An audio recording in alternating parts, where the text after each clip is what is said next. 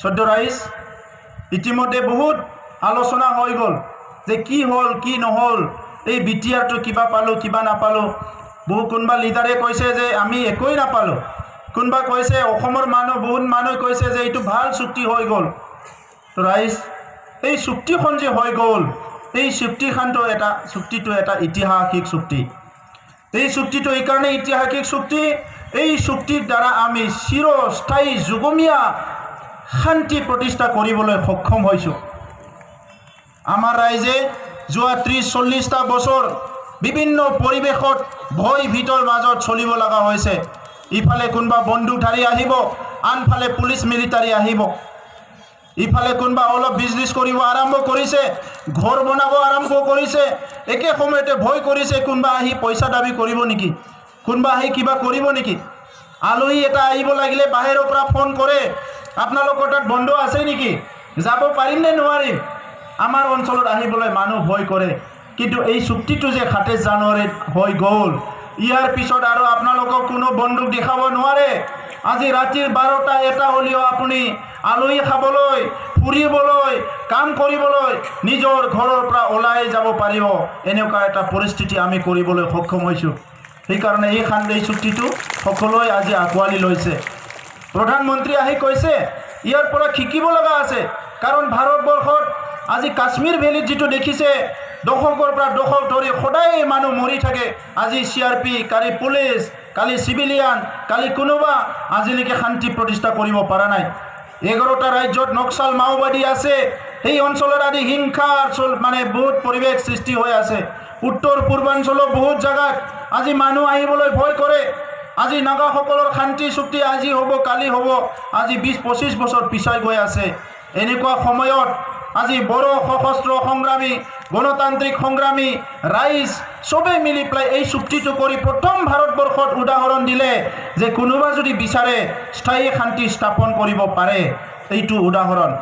আৰু ইয়াৰ লগে লগে আজি ভাৰত চৰকাৰ, অসম চৰকাৰো আগুৱাই আহি পেলাই পদক্ষেপ লৈ পেলাই এই শান্তি চুক্তিটো সম্পন্ন কৰি পেলাই এটা যে উদাহৰণ দাঙি ধৰিলে, ই আমাৰ কাৰণে বিৰাট ডাঙৰ কথা।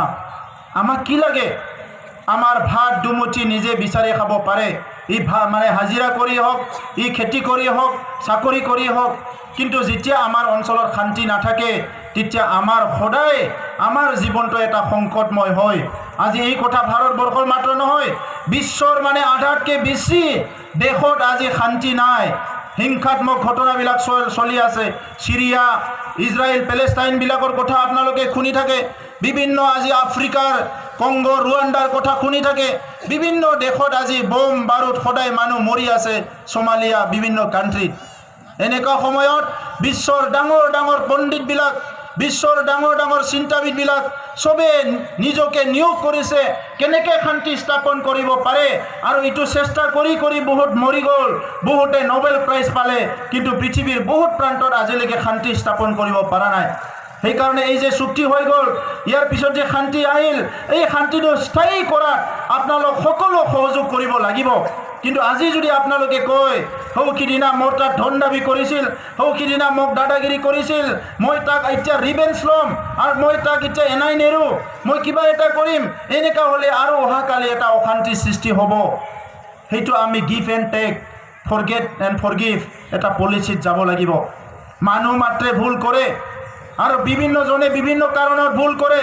কিছুমান কিবা এটা হাসিল কৰিবৰ কাৰণে ভুল কৰিব পাৰে, কিছুমানৰ ভুল অৰ্থ আছে, কিছুমানৰ ভুল অৰ্থ নহ'ব পাৰে। কিন্তু আজি এই দীঘলীয়া বড়ো সংগ্ৰামত কোনোবা যদি বেছি কষ্ট পাইছে, ইয়াৰ ভিতৰত বড়ো জনগোষ্ঠী যিয়ে নেকি 5000তকৈ অধিক মানুহ মৰিব লগা হ'ল। ইয়াৰ লগে লগে আমাৰ লগত বসবাস কৰা বিভিন্ন জাতি জনগোষ্ঠীৰ লোকো কষ্ট পাইছে। আৰু তেখেতসকলক মই বড়ো জনগোষ্ঠীৰ হৈ ক্ষমা বিচাৰিছোঁ যে আপোনালোকক ইচ্ছাকৃতভাৱে এই কষ্টটো হয়তো দিব বিচৰা নাছিলে, কাৰণ বিভিন্ন আজি সংগ্ৰামৰ নামত আপোনালোকে একেলগে থাকে হিচাপে কষ্ট পালে। ইয়াৰ কাৰণে আমি ক্ষমা বিচাৰিছোঁ। আজি বড়ো জনগোষ্ঠীয়ে 5000 মানুহ মৰিব লগা হ'ল, 20000তকৈ অধিক জেলত যাব লগা হ'ল, ঘৰ বাৰী জ্বলি যোৱা কেইবা দিনৰ ধৰি, কিবা বছৰ ধৰি আমাৰ বন্ধুৰ নিচিনা হৈ গ'ল। সেই প্ৰশাসনিক মানুহবিলাকহে, ৰাতিপুৱাই আৰ্মি, ৰাতিপুৱাই পুলিচ, ৰাস্তা দি ফুৰিব নোৱাৰে, ৰাতি ওলাব নোৱাৰে, মোবাইল ল'লে মানে ডেকা ল'ৰাবিলাকক ধৰি লৈ যায়, কাক ফোন কৰিছে কাক ফোন কৰা নাই, ব্যৱসায়িক মানুহবিলাকক মোবাইল ল'লে হাৰাশাস্তি কৰে, তেনেকুৱা পৰিৱেশ গ'ল আমাৰ মাজত। কিন্তু আজি ইয়াত স্থায়ী শান্তি ঘূৰি আহিল, আৰু এইটোৱে আমাৰ কাৰণে সবচে ডাঙৰ কথা। এতিয়া আমাৰ কাৰণে ডাঙৰ কথা প্ৰত্যাহ্বান হৈছে, ইমান দিন সংগ্ৰাম কৰিলোঁ, হিংসা হৈ গ'ল, এজনে আনজনক ভয় কৰিলে, এজনে আনজনক মানে সন্দেহ কৰিলে। এই চুক্তিটো হোৱাৰ পিছত কিন্তু আমি সমাজখন আগুৱাই যাব লাগিব। আমাৰ ইমান দিনে যি পৰিৱেশত আমি আছিলোঁ, এই পৰিৱেশৰ পৰা আমি ওলাই আহি আমাৰ সমাজখন গঢ়িব লাগিব।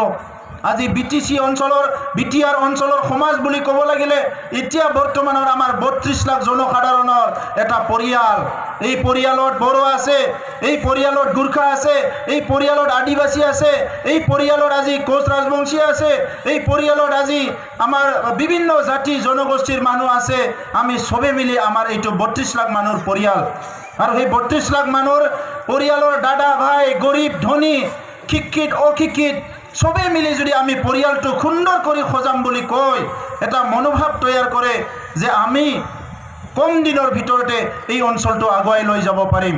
গতিকে ইয়াৰ কাৰণে যুৱ সমাজ, বুদ্ধিজীৱী সমাজ, বিভিন্ন জাতীয় সংগঠন, সকলো শ্ৰেণীৰ লোককে মই আহ্বান কৰিছোঁ, আপোনালোকে অলপ স্পেচ দিয়ক, আমিও অলপ মানে আপোনালোকক স্পেচ দিম, আৰু আমি মিলি পেলাই একেলগে আমি এটা সুন্দৰ পৰিৱেশ গঢ়ি আগুৱাই যাম।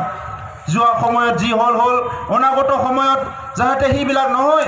আজি সমমৰ্যাদা সম উন্নয়নৰ কথা, এই অঞ্চলত 17টা জনগোষ্ঠী আছে, এই জনগোষ্ঠীবিলাকৰ আইডেণ্টিটি ৰক্ষাৰ কথা চলি আছে, ভূমিৰ নিৰাপত্তাৰ কথা চলি আছে, ৰাজনৈতিক অধিকাৰ পোৱাৰ কথা চলি আছে, আৰু সেইবিলাক গোটেই কথাটো লৈ পেলাই আমি কৈছোঁ যে আমাৰ যিটো সমষ্টি এইটো 60টা হ'ব লাগে, যাতে অইন জনগোষ্ঠীও ইয়াতে ৰাজনৈতিকভাৱে সুযোগ পায়।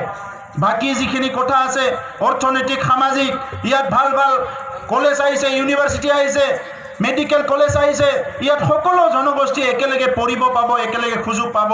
ইয়াৰ বাহিৰে যিখিনি ইয়াত আজি পেকেজ আহিছে, ধন আহিছে, এই ধনটো ৰাস্তা দলং বনোৱাৰ কাৰণে নহয়, এই ধনটো দৰিদ্ৰ মানুহৰ যিটো জীৱনৰ মানদণ্ডটো উন্নত কৰাৰ কাৰণে।